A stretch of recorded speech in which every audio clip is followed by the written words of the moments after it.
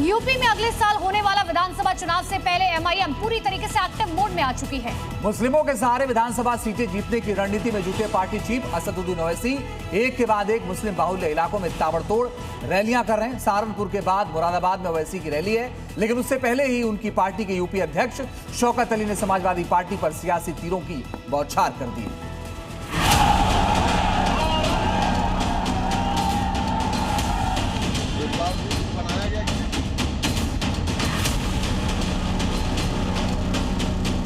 UP में अपनी सियासी जमीन तलाश रहे ओवैसी मुस्लिम वोट बैंक के सहारे पार्टी का परचम लहराने की कोशिश में जुटे हैं।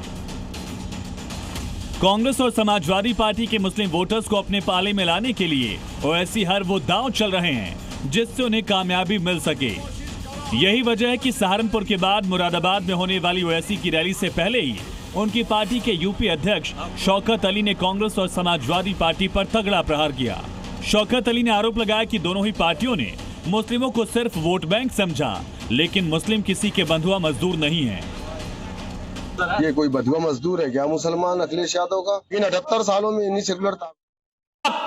कुछ लोगों की गिरफ्तारी की गई है, उनकी संपत्तियां जब्त होंगी, उन्हें सजा होगी।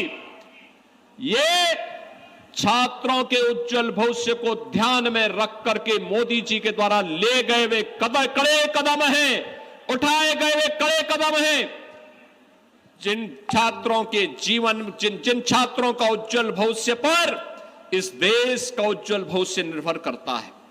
और मैं प्रधानमंत्री मोदी जी के द्वारा उठाए गए इन कड़े कदमों का हृदय से स्वागत करता हूं, उनका अभिनंदन करता हूं और आभार व्यक्त करता हूं कि प्रधानमंत्री जी, आपने छात्रों के लिए, आपने युवाओं के लिए पिछले 12 वर्ष में अनेक कदम उठाए हैं।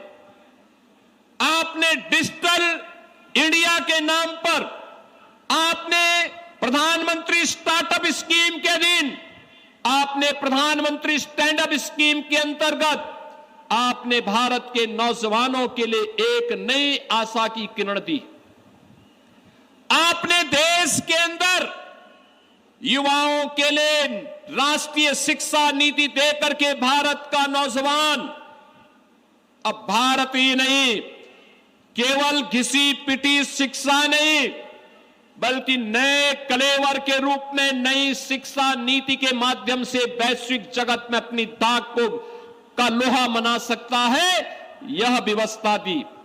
आज आपके कारण नए भारत में हमारा नौजवान आज अपनी पहचान को जब दुनिया के देशों में देता है तो सीना चौड़ा करके जाता है, दुनिया में उसे सम्मान मिलता है। आज भारत के नौजवान के लिए जीवन के अनेक क्षेत्र खुले हैं।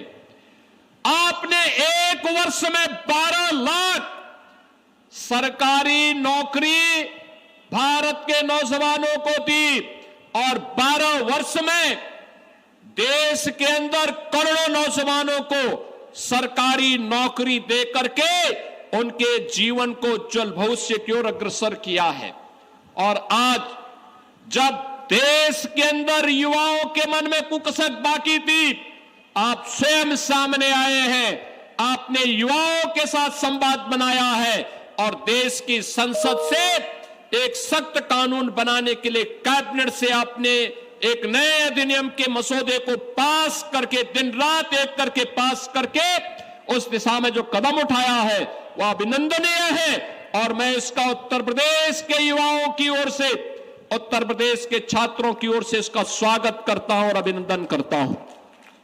बहन और भाइयों, मैं यूपी के नौजवानों से कहना चाहता हूं, ये डबल इंजन की सरकार याद करिए पहले दिन से कह रही है कि जिसने छात्रों और युवाओं के भविष्य के साथ खिलवाड़ किया तो मान करके चलिए कि उस माफिया के लिए 2 ही जगह होगी, या तो जेल होगी और संपत्ति जो भी बाप दादों के द्वारा कमाई गई संपत्ति होगी उसको हम जब्त भी करेंगे।